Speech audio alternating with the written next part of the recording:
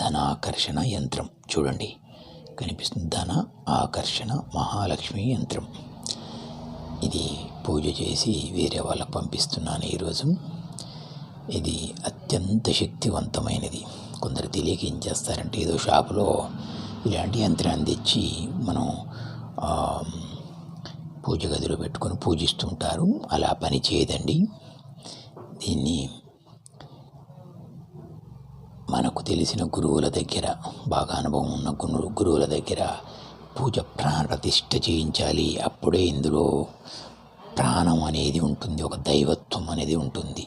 అప్పుడు మనం మన ఇంట్లో పెట్టుకొని మనం ఏమి చెప్తాము, ఏం పూజ చేస్తాము, మన యొక్క బాధని ఏం చెప్పుకుంటాము, ఏం కోరుకుంటామో అది నెరవేర్చడానికి దీంట్లో ఒక బలం, ఒక శక్తి అనేది ఉంటుంది.